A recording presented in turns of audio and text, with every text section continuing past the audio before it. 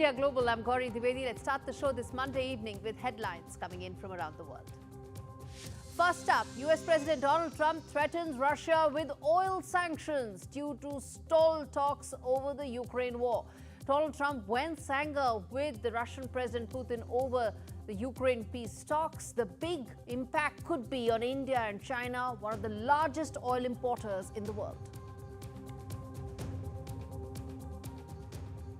Nepal rocked by violent pro-monarchy protests as Nepal Prime Minister Oli accuses the former king of disrupting harmony. 17 years after Nepal abolished monarchy, which way is Kathmandu headed? We decode. French far-right leader Marine Le Pen has been banned from the 2027 elections. Shocker of a verdict for Marine Le Pen, who's been sentenced to 4 years in jail for embezzling EU funds. She will now, of course, evaluate her next legal options. UK MPs campaign to build a new international airport in Pakistan-occupied Kashmir, even as a minister rebukes these ministers over campaign for a new airport in Pakistan-occupied Kashmir.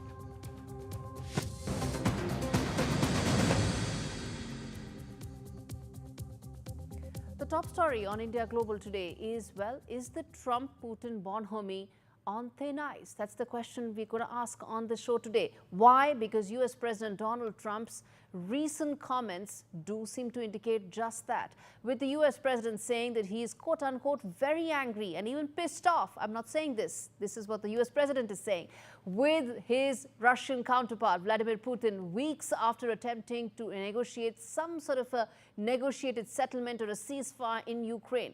Donald Trump, in an interview with NBC Network, said, and in fact came down heavily on Putin for attacking Ukrainian President Zelensky's credibility, threatened to impose a 50% tariff on countries that are buying Russian oil if he does not agree to a ceasefire, which could significantly impact India because we are one of the largest oil importers in the world. Remember, these fresh tariff threats come over and above on top of the 25% because of the Venezuelan oil tariffs that have been put in place. So this is the second layer of tariffs that Donald Trump is talking about. Where does this leave A, the Russia-Ukraine settlement talks, the ceasefire talks, and B, where does this leave a country like India, which needs to import 85% of its energy needs, is the question that I will now put forth to our panelists. But first up on your screens are the big questions, as always. Question one that we ask is that, well, will Trump actually impose those sanctions on Russia? Will this upend the peace talks that have been going on for some time, given the fact that this could really derail the entire process? The second question we ask is that, what is the kind of brunt that India will face? Will it actually face the brunt of oil sanctions, or could there be some loopholes, some exceptions that Donald Trump could create for India? And the third thing, will Russia-US relationship really take a hit after this? Because, you know, this is really going 2 steps backward, and between the leaders, there could be some bad blood impacting the global oil supply chain. All right, let's now get in Professor Anuradha Chinoy, who's an international affairs expert, former dean of the Center for Russian and Central Asian Studies, SIS, from JNU, and Mr. Ajay Baga, to really explain to us the trade side of it, the market side of it. What is the kind of impact that countries like India could face, since we'll have to import so much more expensive oil? But first up, Dr. Chinoy, let me start with you. The fact is, this really is Trump's economic statecraft 2.0, isn't it? You try and find out some sort of a possible deal. If there's no deal on the table, there are tariffs that are coming in full throttle, isn't it? Absolutely. What Trump does, he is weaponizing international trade. If he doesn't get his way, if he doesn't strike a deal, then he hits out hard and pushes, and that's what he's done. Earlier, the US had weaponized the dollar, and you saw the consequence. Countries started, trading with each other in local currencies, and they didn't like that even further. Now he's weaponizing trade through tariffs, that anyone who doesn't listen to what he wants is, their tariffs imposed. So he's not doing sanctions right now, but he's doing tariffs. So, of course, the talks are on. He's firstly, the US was party to the conflict. This is their proxy war. Now, suddenly, he's shifted the narrative where he is mediator, but he's also party to the conflict. And in this case, the fact is that Zelensky, his term as president finished several months ago, but he's imposed martial law. So Putin is saying that what credibility does a president whose term as president, according to the Ukrainian constitution, is over? So who do I sign this deal with when he is actually not the president? But Trump wants this deal through for several reasons. We're not going into that at the moment. So he's saying that either President Putin agrees to all of Trump's term, or he will impose sanctions on third countries, because there are already so many sanctions on Russia, and Russia has been able to bypass them. So he's saying now I will impose what is called the CATSA sanctions on whoever buys Russian Second, oil, right? whoever buys, which means let me put that India, to Mr. Bagga. China, as you said. Let me put that to Mr. Bagga, which is that Russia is one of the top 3 oil-producing countries in the world. India imports about 85% of our oil needs. We now have about a third of our oil needs coming in from Russia. These additional sanctions, how much will they impact a country like India? Gaurie, we have to see how much these sanctions will really translate into actual action, or is it posturing? Most of this is posturing. Trump has driven himself into a position where before the elections, he said, I'll resolve Ukraine in one day. Then he came very heavily on the Ukrainian president. He came down very heavily on him. And now Putin is stalling. It's a classic negotiation tactic by Putin. He's putting in various objections because he's grabbing more and more land. They've grabbed but any back of the envelope calculations, Mr. Bagga, that you could help us understand the kind of impact that we need to brace us for? There is the politics and the posturing of it, but the actual impact, economic impact of this. There are 3 ways an impact can come on us. One, the Russian discount has gone down very steeply. 2023, they were giving as much as a 30% discount. Now it's down to 8% to the Dubai crude levels. So we are not making much discounts from the Russian supplies. But the bigger issue is what you said earlier, that Russia is the 3rd biggest producer. And if 11 million barrels go out per day, there is no substitute right now available. The Saudis can produce maybe 3-4 more million barrels, but more than that, prices will hit sky-high levels, and it will have a cascading impact on all economies around the world. Professor Anuradha, let me ask you this then. As things stand right now, we spoke about some amount of posturing here, some amount of economic statecraft of Trump really at play here. But talk to us about what do you think or anticipate could be the next moves here, because both parties, both presidents are really trying to extract the best possible deal they can. I think there are several things which Putin wanted, which the American side has agreed to, and that is they've agreed that Ukraine will not be part of NATO. They've agreed that the 4 provinces and Crimea will remain with Russia. They have more or less agreed. And they have said that they will, maybe not even they will give some kind of security for the Russians. So I think this will be back and forth. And Mr. Putin is also keen on talks. He does have several cards in his hand because Russia is winning this war.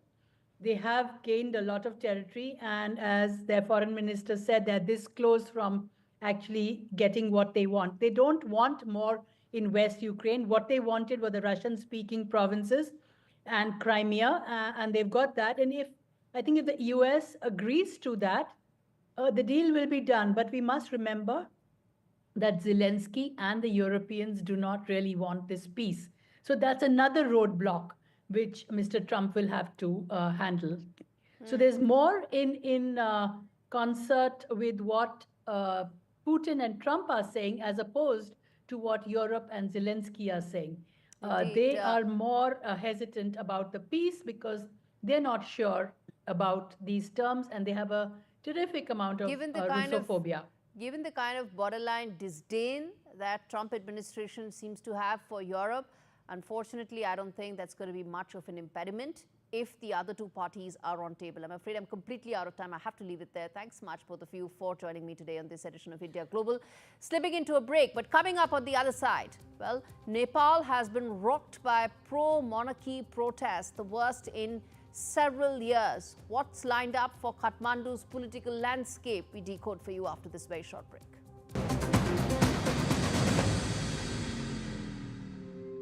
In People's Postcode Lottery's April draws, a share of £25.4 million must be won. Sign up before midnight tonight. No child should suffer the torture of trachoma, but so many are in pain right now. Nananga's lashes have turned inwards. They rip and tear away at his eyes. Pamelo's sight could be gone forever. He's just 3 years old. Kofanga screams for his mother. His eyes are so infected that he can't even see her. For so many children in the world's poorest countries, trachoma is torture. It's a painful infection often spread by flies, and it's destroying children's eyesight. But it could be stopped if you help today. By calling 0800 038 4926 and giving £1 a week to Sightsavers, you can help make sure children get the treatment they desperately need. You'll help us bring them the medicines and the care that can treat infections. And that means you'll be helping to save children from the torture of trachoma and a life of blindness. Please help us reach them.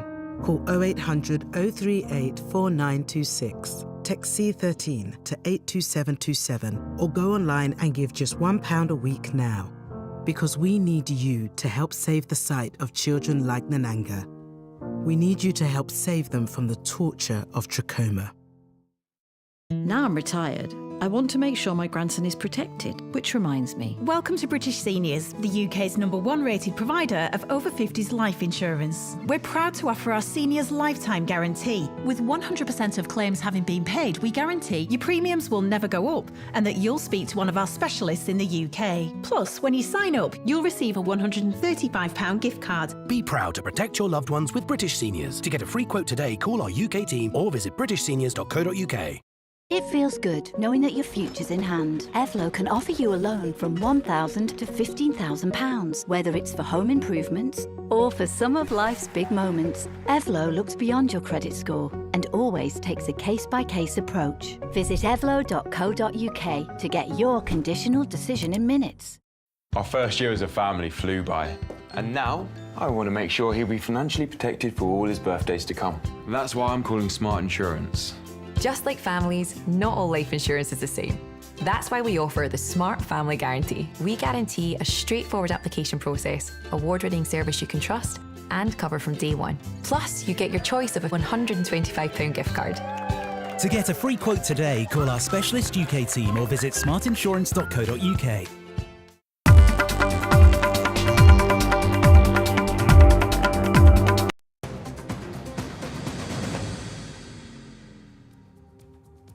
On India Global, it's now time to take a look at what's happening in Nepal. It's been rocked by pro-monarchy protests, some of which have actually turned violent. The last couple of days, these protesters, they've been clashing. They're the pro-monarchy and the pro-republic ones that are clashing with each other. The latest being that Nepalese Prime Minister KP Oli has accused former King Gyanendra Shah of attempting to disrupt social harmony. What does this mean for the Himalayan country going forward?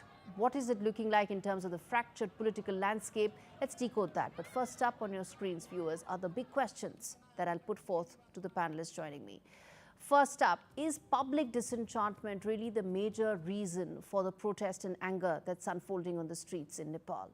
Second, what is really the role of the former Maoist top leader, Durga Prasad, who's really now being seen as playing an instrumental role in the disruption that's taking place? Third and very important part, how much did King Gyanendra's remarks add to the flux and the turmoil that Kathmandu is actually seeing? Manjeev, the Manjeev Singh Puri, former ambassador to Nepal, as well as Gaurav Pokral, who's a journalist joining me from Kathmandu to talk more on this. Gaurav, let me start with you. As we see what's unfolding in Kathmandu, one thing is clear, that you have these two sets of protesters that are clashing, the pro-republic ones and the pro-monarchy ones. What is the latest update that you can share with us, Gaurav? Okay, thank you for having me on the show. On Friday, the both forces, pro-monarchy and democratic force, had scheduled separate demonstrations in Kathmandu. The monarchist force had kept their program at Tinkone area. They had kept the program in Tinkone ground, and the pro-republican force had kept the program in Vrikuti Mandap. The pro-republican force program went so well, so peacefully, but there has been a lot of tension seen in the protest of monarchist force. There was clash, it was so violent, the protesters damaged the houses nearby, they damaged the different shopping complexes, different hotels, and different public properties. They accused police that they fired the tear gas hiding in the rooftop, and they burnt the houses also. And a very sad and unfortunate incident also happened, that one TV journalist also died inside that home. He was burnt there inside that home. The protesters also attacked on the different prominent media outlets in Kathmandu. And after Talk to that, us about what is happening incident, right now. As things stand right now, what's the situation on ground, Gaurav? Now, is Friday evening, Prime Minister had called an emergency cabinet meeting also, and after that, police made a large number of arrests. Police had arrested at least 110 people involving in different kind of violent activities. The police also has banned an movement on the 86-year-old coordinator of Navraj Subedi, who was leading the pro-monarchy movement, and the person named Durga Prasai. He is also a controversial very controversial person. You're right about it. Yeah, and let me very ask that to controversial Manjeev Singh businessman. Puri. The fact is, New Delhi is cautiously watching what is unfolding in Nepal right now. But Ambassador Puri, this is a tense situation for the country, isn't it? Unprecedented, some would say. Gaurie, thank you very much. Of course, India must watch. It's our country in our neighborhood. We have civilizational links with Nepal. We have an open border. There's no question about the fact that this is a serious development in Nepal, and we need to be cognizant of what is happening. Of that, there should be no doubt in anyone's mind. Look, the monarchy ended about 19 years back. So there really hasn't been anything much since then in terms of the monarchy coming forward. In fact, I think you should know that there have been 3 general elections in Nepal since then, and the small little pro-monarchy parties have hardly done well. They, in fact, at one stage... So what's the trigger now? What's the trigger right now for this to happen? Look, the trigger is 2 things in my opinion. One, there is a, Nepal is a young society, but a pretty empowered society. There is disenchantment among the people on the economics of things. They've suffered through COVID. There's large amounts of unemployment. There is a lot of disaffection. This disaffection allows those who talk in terms of the monarchy will solve everything. It gives them an opportunity. And I don't want to get into who has hated them, etc. Let's leave that out. But it gives them an opportunity to blow this up. Remember, let me say something to you. The king did not return from anywhere overseas or anything. He was in Pokhara, and to quote Nepali journalists, he was on a holiday in Pokhara, and he came back, and this is not the first time he's come back to Kathmandu. He lives in Kathmandu. So my little point to you is, this is a serious matter, and it should be taken with due seriousness by the politicians in Nepal and the leaders in Nepal, because it shows disaffection, and people are willing to, let me say, grasp as anything that they can in order to get their voices heard and for the political establishment to react. For us, anything that happens in Nepal, especially on this scale, is a matter of concern. And obviously, our government and our people are watching and are looking at what's going on. In the meantime, at the moment, as Gaurav put it to you, the leaders of the pro-monarchy demonstrations have been arrested. I don't think there's been. Do you think that will put matters to rest? I ask this to both of you. Gaurav, to you first. action has been taken against some of those? You said they have, the violent protesters, action has been taken. Do you think that will put this matter to rest? Or do you think it will continue to simmer? For now, is Durga Prasad is also on the run. Police is searching for him. For now, situation is under control, and the major factor for this violence in this protest is Mr. Durga Prasad. Other people wanted to do peaceful demonstration. So I think as Durga Prasad is not in the scene for right now, for currently, the situation, I think it is under control. So for some days, I think for some time, such protest will, such violent thing will not be seen in the country. That's an important fact. Ambassador Puri, you want to come in there? That if action has been taken, it will probably address things as of now? Well, the state is powerful and it's taken action. So most of the ringleaders are under arrest. Durga Prasad is on the run. He has been the major instigator. There's no doubt about that at all. But, I think we should not forget the underlying causes. And the king is kind of a rallying spot on that particular thing. The underlying causes are something that the political establishment in Nepal, especially after 19, 20 years of democracy, they should address. People, their grievances, unemployment, all of these things are important. And these need to be addressed. You can't just keep having, it's like any other day. We'll just brazen it out. No, that's important. That's a very important aspect. I'm going to leave it there, gentlemen. Thanks so much for joining me on India Global. At the end of the day, bottom line here, viewer, is that a decade-long Maoist campaign that claimed 16,000 lives ended Nepal's monarchy and its status as the only Hindu kingdom. And now the pro-republic and pro-monarchy protesters are clashing for the tussle that will possibly decide Nepal's future. In the 17 years that King Gyanendra was asked to step aside, there have been 13 governments, none lasting long enough to come good on the reform agenda that they promised the people of Nepal. And this is not just about a return to monarchy alone. It's about public anger against growing and recurring corruption scandals and the stagnant economy that Nepalese are complaining against.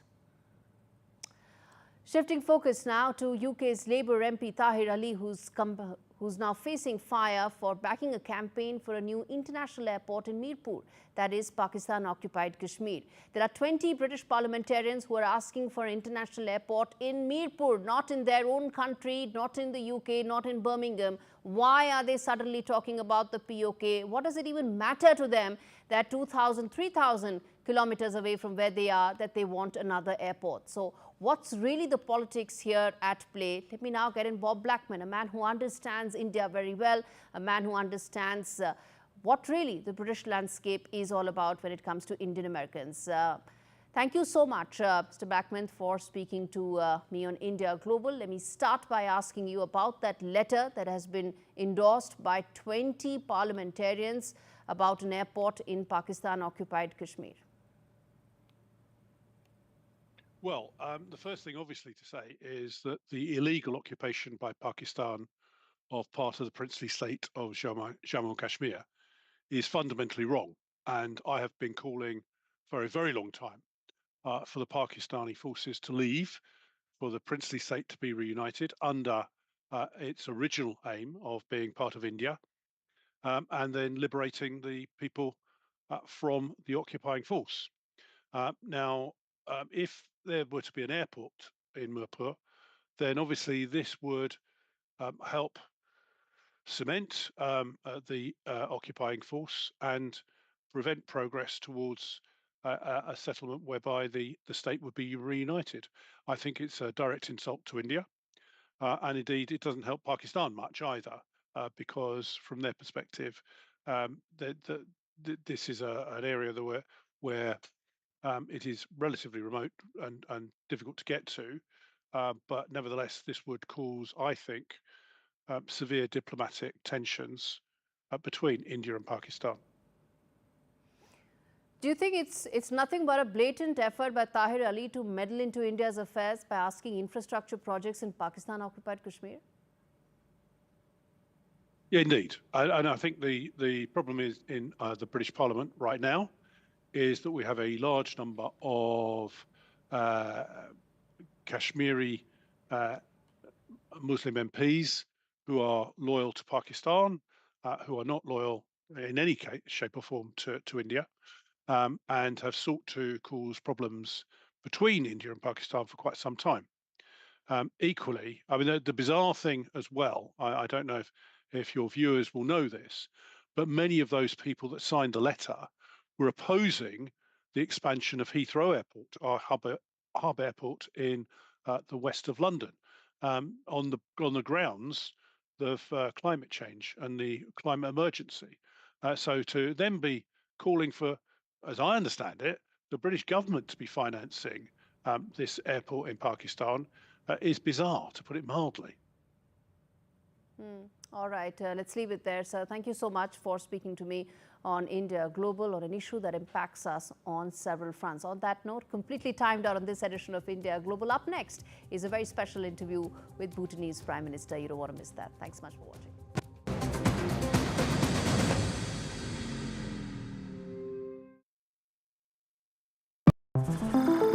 Today, if you can think it, you can make it.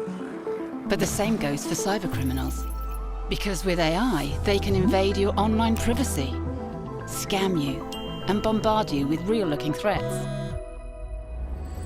That's why our VPN combines AI-powered scam detection with advanced online privacy protection. So you can live your best digital life. Norton VPN Ultimate. Advanced tech for advanced threats.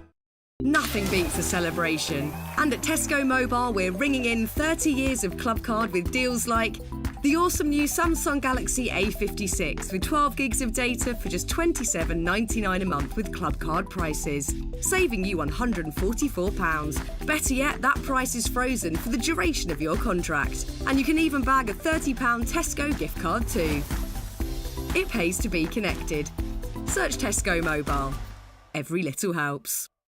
Sitting quietly while your car is made all shiny. Downtime can be just fine too. Ready meal is piping hot, waterproof on the loo. Just enjoy your back tattoo. Tea break, face break, maybe even watch the ad break. Sometimes it's not time for some tombola, right? It's enjoying lasagna time, chilling with a book time, or time to visit your nan time. Put the phone down. Whether you're setting up a new nest, starting your own flock, or they just keep on growing, get more time to pay with VeryPay. You can buy now and pay up to 12 months later, and pay no interest, with nothing to pay at checkout. And you can easily keep track of payments in the Very app. More time to pay with VeryPay. People's Postcode Lottery's big spring win is back.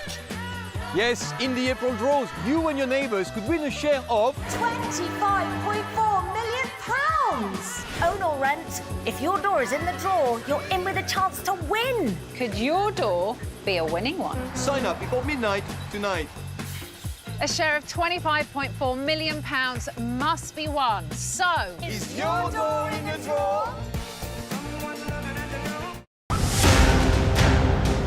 One of the worst earthquakes hit Thailand recently, and the tragedy is still unfolding.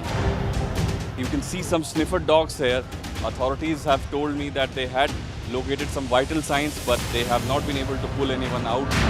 Question as to how did the 4 Chinese nationals manage to get inside such a highly fortified area. They managed to get in. They were successful in getting some 32 documents that established that Chinese connection to this site. It's also about a larger conspiracy that could be at hand, whether the Chinese materials were substandard. All of that will have to be investigated.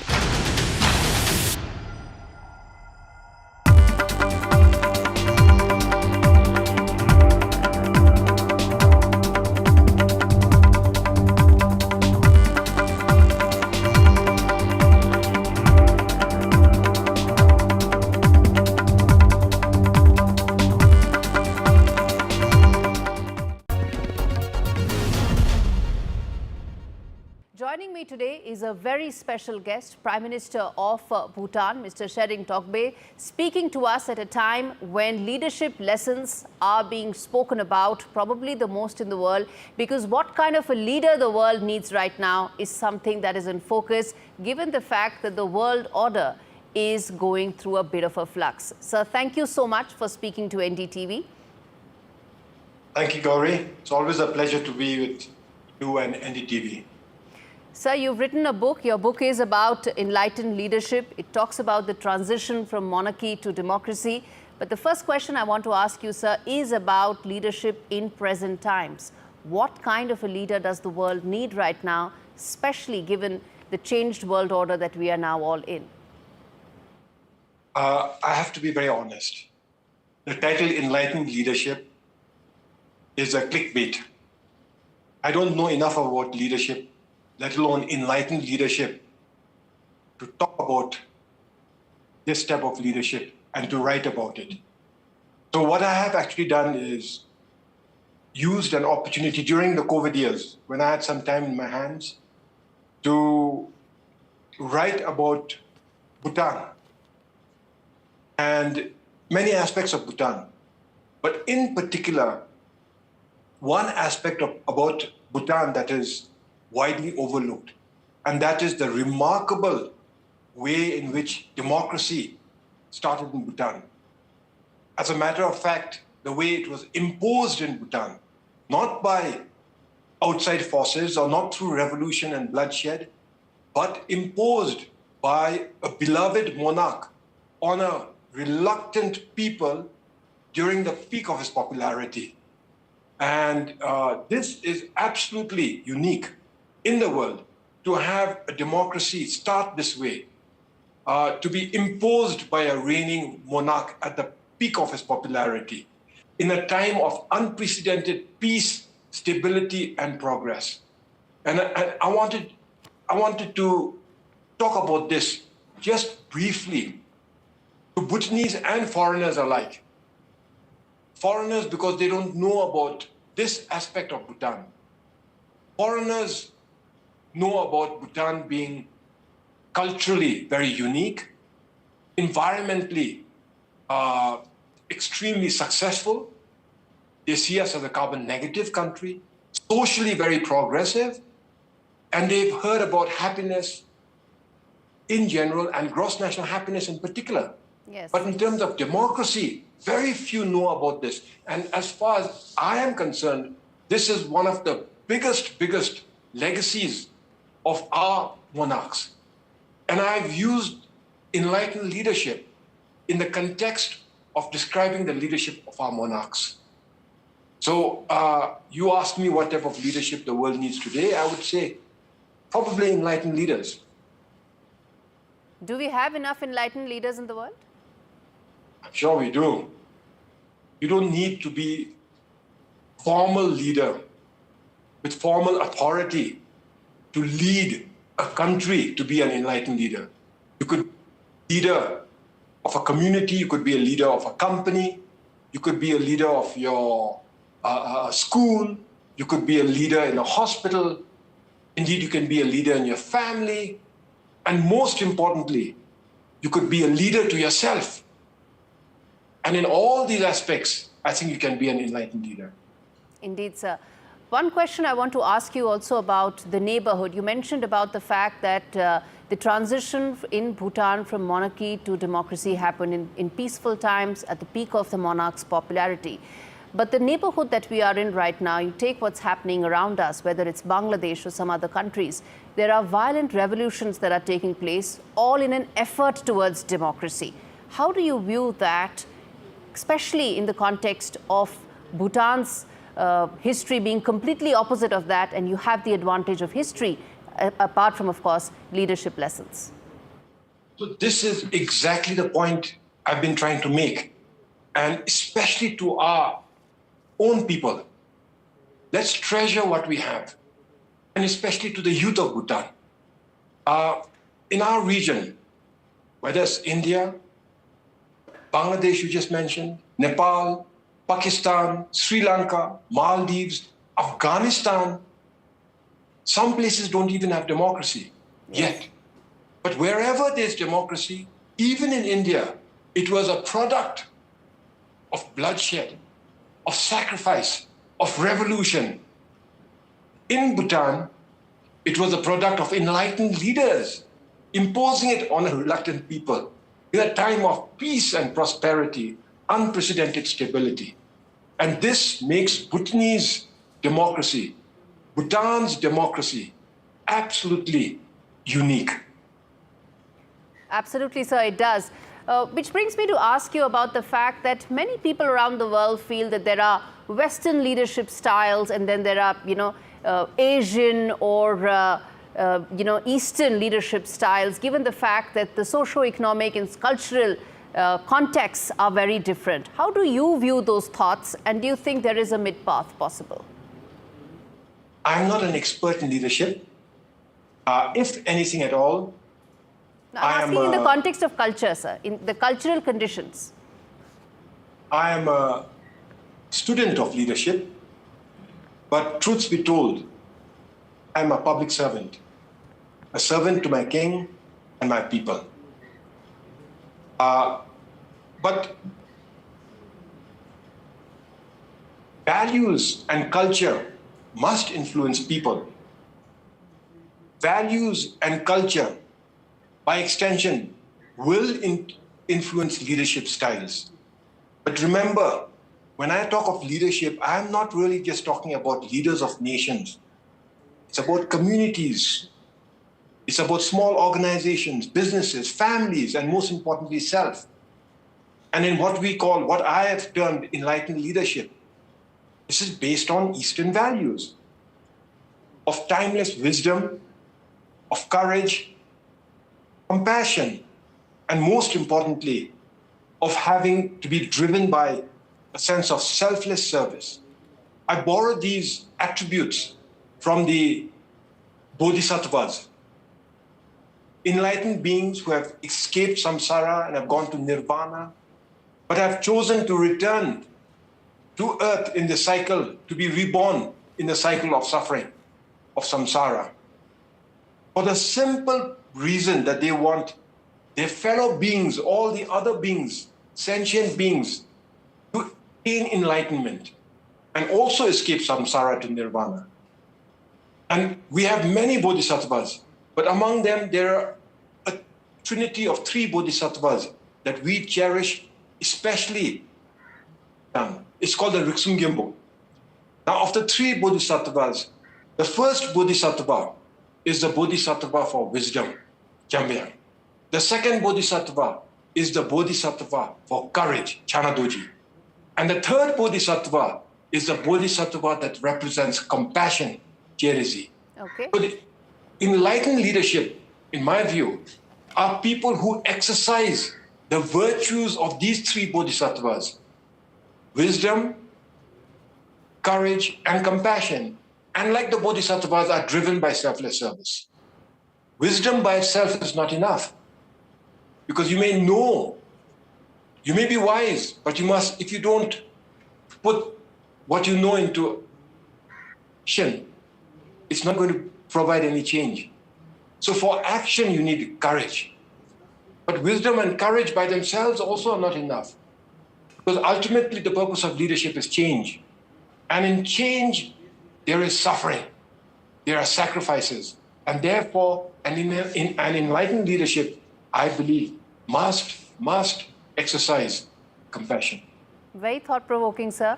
Very thought-provoking, which brings me to ask you that when we spoke the last time you were in India, you did mention that you've actually spent more time in India than American universities. I remember you saying that, and a lot of your thought process has been conditioned by the time you've spent in India.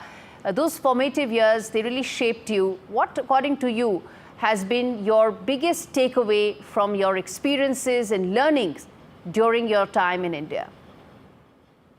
Well, I grew up with Indians.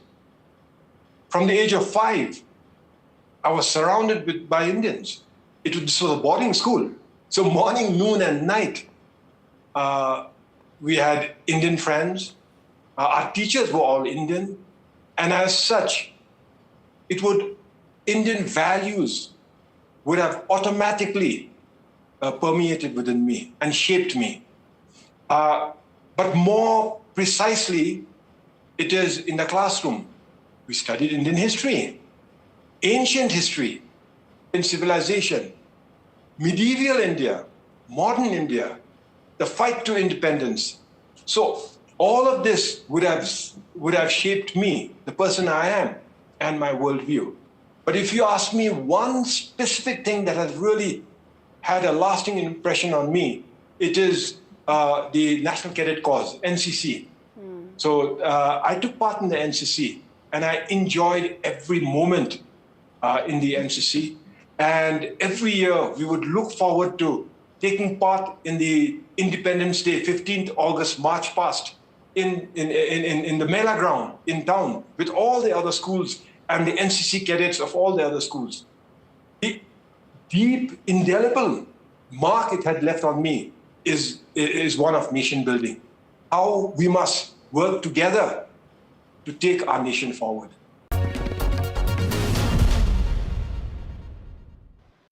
Together, we are Sightsavers. Together, with local doctors and nurses, we are treating millions of people with diseases or conditions that cause sight loss. Together, with parents and carers, we are helping families live free from the fear of children going blind from avoidable causes. And together, with those who have left a gift in their will to Sightsavers, we are doing all this and more. Since 1950, in over 30 countries, we've provided over 1.5 billion treatments to help prevent blindness and other conditions. But there's more to be done. Together, we can create a future where diseases that cause sight loss are eliminated from whole communities. Get your free guide to leaving a gift in your will by calling 0800 038 2283 or searching Sightsavers Legacy. Leave a gift in your will to Sightsavers. And together, we can create a future where no one goes blind from preventable causes. I've been thinking, I want to plan my funeral so it feels more like a celebration. My parents always said I was born dancing. I just love it. Bhangra, disco, even line dancing. So when my time comes, I want to have music, dancing, the lot. With over 150 years' experience, you can count on Co-op Funeral Care to help you pre-plan the funeral you want. To find out more, visit Co-op Funeral Care or give us a call. This poor creature is a lion trapped in a cold, bare cage, alone. Terribly malnourished, just skin and bone. How can anyone simply leave a lion to rot and die?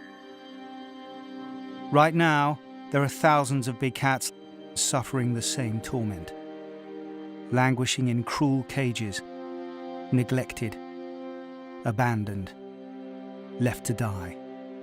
Will you help Four Paws free big cats suffering around the world right now?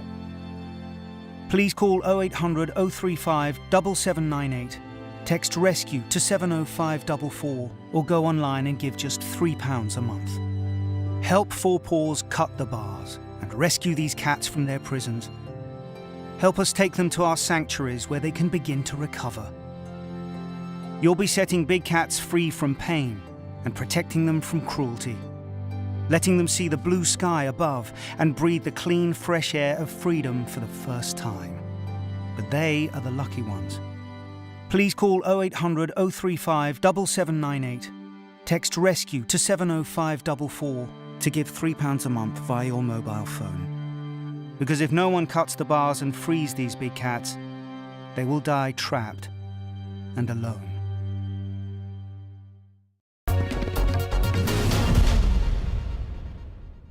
How have you seen the India-Bhutan relationship develop, grow closer? It's always been a very important relationship, but how have you seen its growth in the last couple of decades? Well, you can call it a relationship, but really, it is a friendship. It is a brotherhood. Our friendship with India has always been strong. And if anything, it is getting stronger. We are neighbors, but by geography. but we are friends by choice. And that friendship is driven by our highest leaders. In Bhutan, it is His Majesty the King. It is his guidance that ensures that the friendship between our two great nations is not taken for granted, but is continued to be nurtured. Right.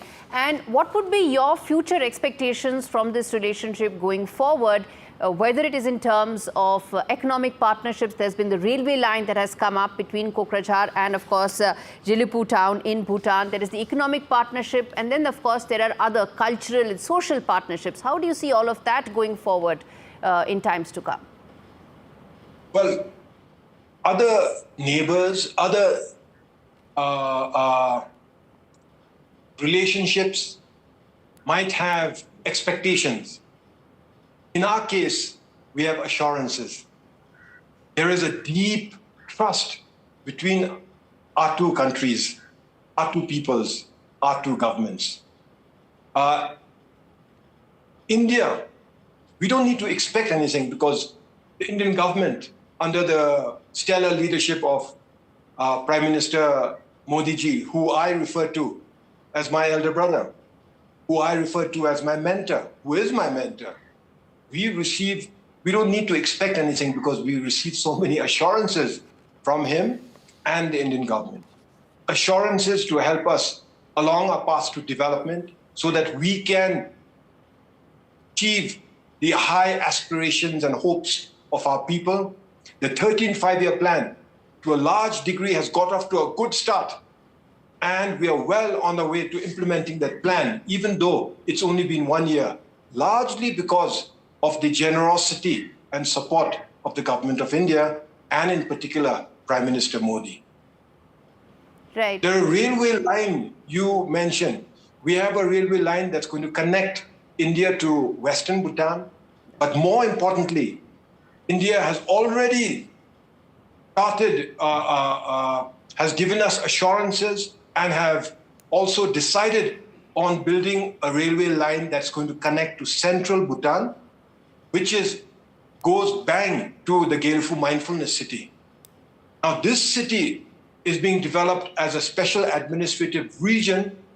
This is the royal vision of His Majesty the King. And while this city is going to benefit Bhutan now and the future, it's going to benefit India also, Assam and all of India. This is going to be a gateway for investment to India and South Asia and indeed all of Asia. And the assurances we receive from the highest level, from Prime Minister Modi himself and the government of India and the business leaders of India, is that the Gaurie Mindfulness City must succeed, and to that, they will leave no stone unturned.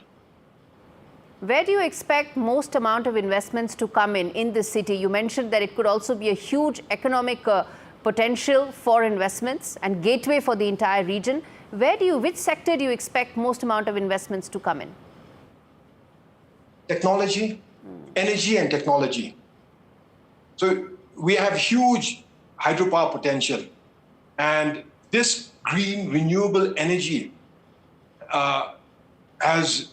is in high demand for green energy transition, but also for data centers and AI compute, blockchain technology. And I can see that there's a lot of interest from the world over, and especially from India, to tap into this opportunity. The other area is, of course, finance. Gaurie Mindfulness City will easily and very quickly become a financial hub, and therefore there will be a lot of opportunities. Indeed. Let me now shift tracks, sir, and also ask you about one thing that we started this conversation with. And in fact, before we started recording this, we talked about tourism, and we also talked about the Gross National Happiness Index. And I think I would do huge injustice to NDTV's viewers if I don't talk to you about the GNH index as well. How important it is, because I know it's constitutionally mandated by the government. The citizens of Bhutan do get those happiness indications. They're supposed to get that. But from a conditioning point of view, how important it is to get those indicators in place, and how does that impact Bhutan in the landscape that it exists around it? Gross national happiness is legacy of enlightened leadership of our beloved monarchs. Now, many people have said that, oh, happiness, gross national happiness. So you don't care about gross national product, GDP, gross domestic product. And the answer is GDP is important, economic growth is important. But the question is, for what? You must have a reason for economic growth. And that reason must be larger than just mindless economic growth. And that is the happiness and well-being of the people. It must serve that purpose. And so gross national happiness basically puts the happiness and well-being of our people in the front and center of the development agenda by balancing economic growth, material progress, which is a necessity, with social progress, cultural preservation, environmental conservation, and good governance. And yes, we measure gross national happiness. We do a survey. You mentioned the gross national happiness index. We calculate the index from a survey that we conduct, a wide survey, a nationwide survey, a long survey that covers 9 domains that influence gross national happiness: health, education, living standard, environment, governance, time use, psychological well-being, community, and culture. These 9 domains are broken up into 33 indicators, are further divided into 156 odd different measurements. And this survey is conducted every 5 years. But this sir, gives us a wealth of data. Yes? But sir, when you talk about, when one hears those ratings that come out every year about, where the happiest people live on earth, unfortunately, you see only those Scandinavian countries really topping the list. Why is, and where is this dichotomy then? Are the ratings not reflecting the way Bhutanese people work and how the government strives towards getting those happiness indicators? Or where's the gap here? Yeah, you hit the nail on the head. So it depends on what's being measured and how you measure whatever's being measured. The international ratings purport to measure happiness. We aim to measure gross national happiness, not happiness.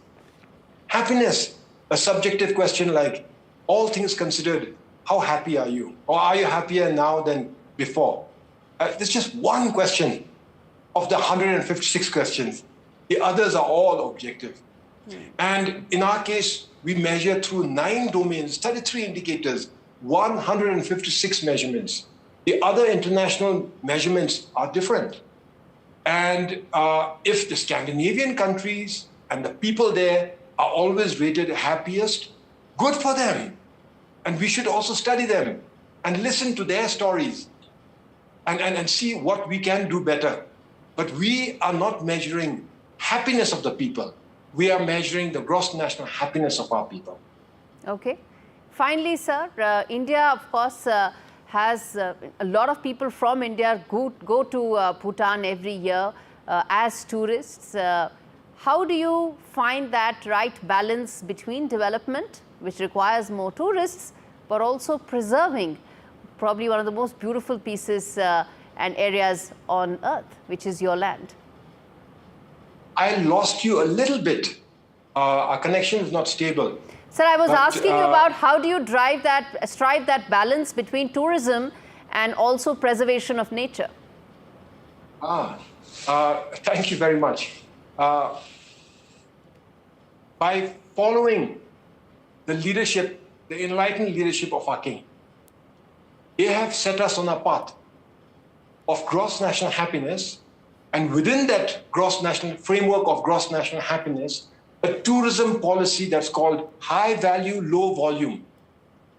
We want to share the benefits of gross national happiness, of a socially progressive society, a sustainable economy, of a vibrant and unique culture, of the law and order and peace that we enjoy in Bhutan, and most importantly, our environment, our pristine environment. we want to share this not just with our people, but with the world, and in particular with our friends and neighbors in India. But we must be very careful how we share what we want to share. Because if we open the floodgates, then we are going to destroy the very things that we want to protect and showcase to the world. And therefore, we have high value and low volume. And so we are looking at a carrying capacity of about 300,000 per year. And right now, we are at about 150,000 per year only. So we have still the opportunity to increase tourism arrivals by 150,000 per year. You would like to double your tourists. You would like to double your tourists. When you talk about doubling, it looks like doubling recklessly. Okay, but we are talking about going from 150,000 to 3 lakhs per year. And for that, we'd like to welcome all international guests to see what we are doing in Bhutan, to be a part of our journey. But specifically, I would like to invite Indians, because they are our friends, they are our immediate neighbors. And in India, while it is already getting very warm in most of India, and decidedly hot where you are, Gaurie, in Bhutan, we are enjoying very good weather conditions out here. Similarly, in the summer, when it gets extremely hot and you have to deal with heavy monsoons, here it is much more milder. A little humid, but much, much more milder. People don't want to visit Bhutan in the winter thinking it's brutally cold. That couldn't be further from the truth. So, Gaurie, please visit us. And maybe you can influence your friends and your viewership also to visit this country that I love so much. That's a great note to end this conversation, sir. Thank you so much for that invitation. And, well, yes, we'll come good on that sooner than later. Thank you so much for your time, sir. Thank you, Gaurie. Thank you.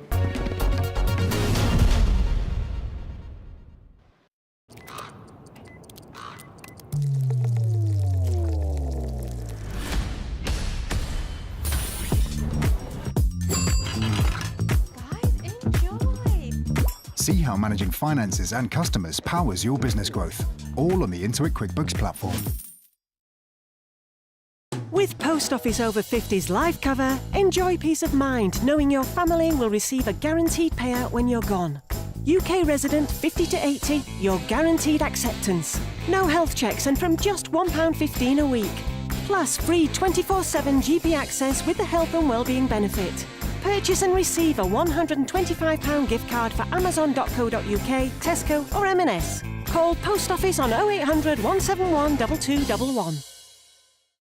It's time to clean smarter, not harder, with the Scrub Buddy from JML. The powerful, rechargeable handheld scrubber that powers through tough dirt and stains, spinning up to an incredible 300 scrubs a minute, giving you fantastic sparkling results all over your home. No cords or cables, simply charge and revive your bathroom, kitchen or any room. Power through dirt, grime and unsightly messes with the incredible Scrub Buddy. Only $19.99 from Asda, Robert Dias, Morrison's, Tesco and JMLdirect.com. It feels good knowing that your future's in hand. Evlo can offer you a loan from £1,000 to £15,000. Get your conditional decision in minutes. Nothing beats a celebration. And at Tesco Mobile, we're ringing in 30 years of Club Card with deals like the Samsung Galaxy S25 Plus, with 25 gigs of data for just $43.99 a month with Club Card prices, saving you £270. Better yet, that price is frozen for the duration of your contract. And you can even bag a £30 Tesco gift card too. It pays to be connected. Search Tesco Mobile. Every little helps. Sign up and start saving with Quidco today.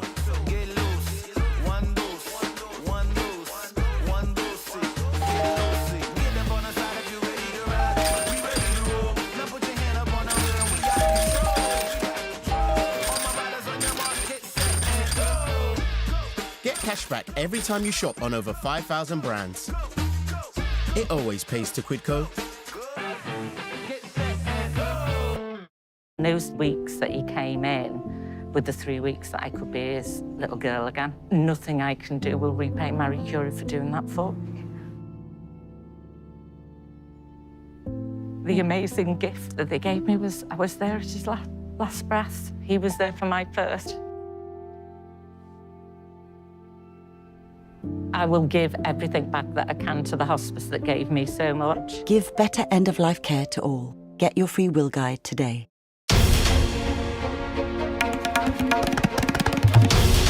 This is NDTV. And you're watching NDTV 24/7.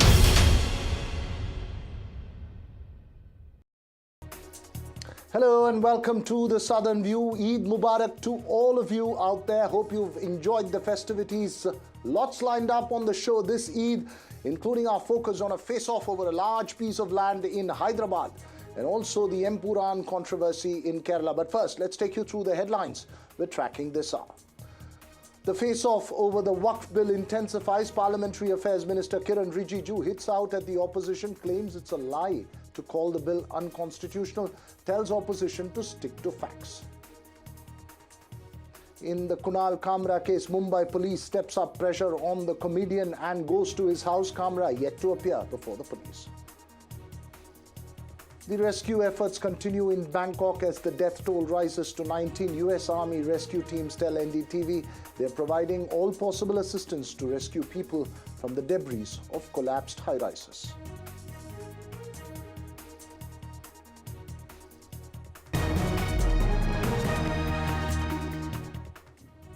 Well, first up this evening, a sharp political exchange and protests in Hyderabad over 400 acres of land in what is known as the Kancha Gachibowli area, in which the Revanth Reddy government has proposed to put on auction to build an IT park. When earth movers were brought into the area to clear the land on Sunday, over 100 students protested and 50 of them were taken into custody.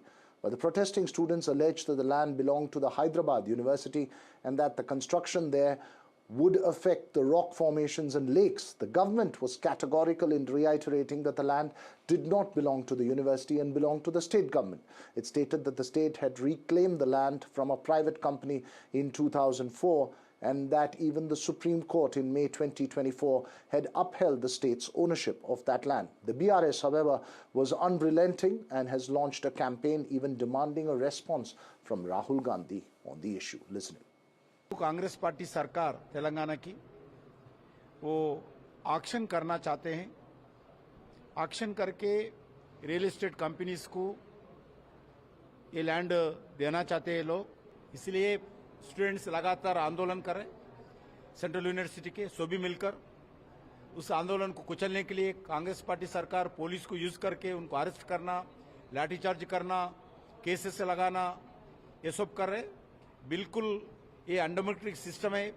Congress सरकार, मैं स्वयं मुख्यमंत्री को चिट्ठी लिखा हूं इस action को रोकने के लिए। Well, Union Minister Kishan Reddy there speaking, but remember two very factually different statements on that story. The government, as I mentioned, has categorically reiterated its ownership and clarified on all the issues that have been raised by the opposition and the protesters. The concerns then raised by the protesters, are they genuine or just political in nature? Joining us this evening, environmental activist Shivani Upadhyayula, one of the students who protested there from the ABVP, Balakrishna Kanukati, and also political analyst Shyam Prasad Meka. I believe my colleague Uma Sudhir is also there with us this evening. Uma, if I can come to you first before I can go to the guests, very briefly, put this controversy in a nutshell for us, because there are two factually contradictory statements being made. The government categorical about ownership, whereas the BRS taking on the state government over that proposed project. See, the matter of ownership of the Kancha Gachibowli 400 acres of land is not in dispute, I must say, because there was a legal case about a dispute about this particular piece of land that was in fact handed over to a private entity in 2004, and subsequently the state government was handed over the land, and even in that particular case, the University of Hyderabad was not a respondent in that particular case. So there is no doubt about the ownership of the land per se. The the land does belong to the government, and it is about 400 acres of parcel that the government says they're going to build an IT park there. But what is could be a matter of concern is whether this is an ecologically sensitive zone of urban forest area and something in which there are water bodies, there are a lot of biodiversity is there, rock formations as well, and on that count is where the government is saying that we are not against any of those rock formations. We are not going to disturb them. The water formations are not going to be part of this parcel that will be auctioned and developed as an IT park, and we are very sensitive to the microclimate of that particular area, and that's the reason why we are going to take all the necessary precautions. So whether that does happen in letter and in spirit, that is something that we have to wait and see, because there are apprehensions that a lot of the green lung of that area may be cut down with all those earth movers being brought in. The apprehensions had grown big, and that's the reason why the students had gone over in big numbers. I must point out there's a school of economics that is part of the University of Hyderabad that's built in this parcel of land, but that again is something that the government says will protect. All right, Shivani Upadhyayula, explain to us the environmental context, because there are multiple facets to it, and this is not the one-off confrontation we would see on an issue of this nature. Every city would have lung spaces where there is a constant battle to protect them at one side and development on the other. In a brief nutshell, just explain the environmental context of this area to us. So, sir, this is basically used to be part of the university land, the 400 acres, and the entire university comes up to around 600 acres, which is, if you collectively look at it, it is bigger than KBR National Park.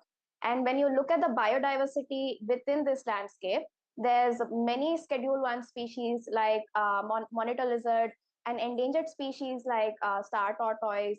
And we've also seen, one report has seen that there's also 4-horned antelopes in this area, along with spotted deers. So if there is a lot of Schedule 1 species within this landscape, and there's a lot of native vegetation that has been preserved within the premises of the university since 1974, and it has been like a carbon sink for the city since 1974 and before that.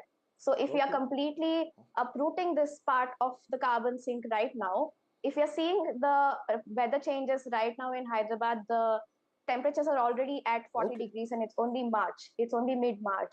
So, and that probably happened because of the coca-pit development that recently happened 2 years ago. So if we are going to destroy every carbon sink that is within the city and build IT hubs, what is the quality of life that we are aspiring to have?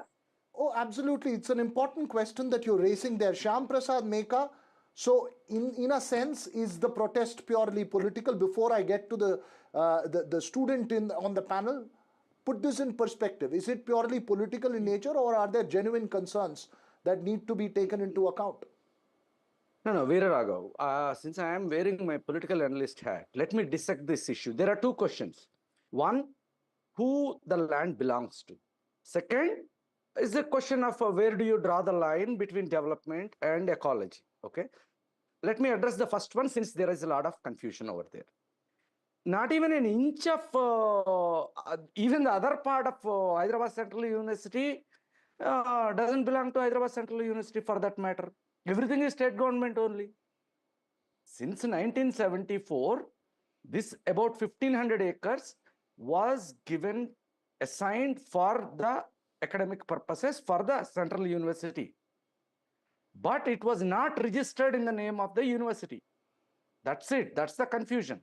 Then in 2004, there was some shady deal that happened, and parcel of the land of this 1,500, about 400 acres was given to, assigned to some private party, which went into litigation. In that litigation, state government won the case, and the land again came back to the state government. That doesn't mean it doesn't belong to the university. You see where the confusion is now.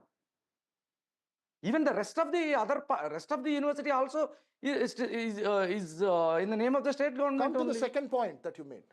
No, come to the second point that you made. Yeah.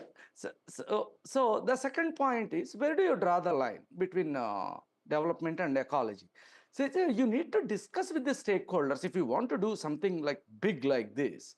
I think even the NSUI, the student wing of the Congress party, has reacted adversely to this.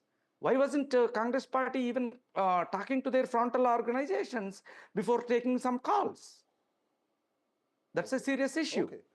Okay, finally, whatever might happen, but the democratic process need to be adhered to. The stakeholders are not involved.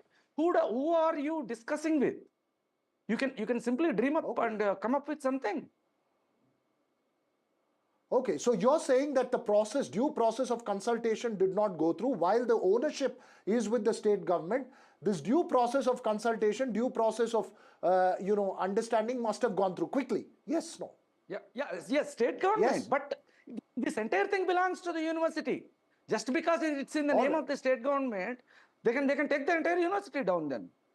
Balakrishna, respond to that. Is it one section believes that the protests that have been playing out are purely politically motivated and not something of genuine concern for the environment or that area? How do you respond to that? Namaste, I am Balakrishna, the National Convener for Central Universities Works of Akhil Bharatiya Vidyarthi Parishad. See, I've been on this campus for quite some time. I did my master's from here. I'm doing my PhD here. Way back in 2020 also, ABVP Karyakartas have been arrested, have been illegally detained for the same purpose. Now, one of the panelists was saying that this land is owned by the state government. One simple question: if it is owned by the state government, then why was it within the premises of the university boundary wall? Way back in 1974, when this land was given to the university, there was a boundary wall that has been put forth. Now, even today, the boundary wall is clearly there. Now you are mentioning that shady deal that happened way back in 2004. Now, when the shady deal happened, was there a clear demarcation of that land done? No, if there was a clear demarcation of that land done, and they said that they took 400 acres and they've given us 390 acres. When I say us, the university, then this around 137 acres was given to TNGOs, where around 210 acres is given to TIFR, around 100 acres is given to NIAB. Where is this land given from? Now, when for example, I'll tell you, there's A and B. Now, A says to B, I'm going to give you 100 rupees. And he says, in turn, you're going to give me 100 rupees. But then he says, let's give this 100 rupees to C. How is that even a deal? Who's given this land? When you have given the land, was it the university that gave the land to TIRF, NIAB, and TNGOs? Now, if that argument is right, then the whole argument that the land was given to IMG Bharat Academies by the then state government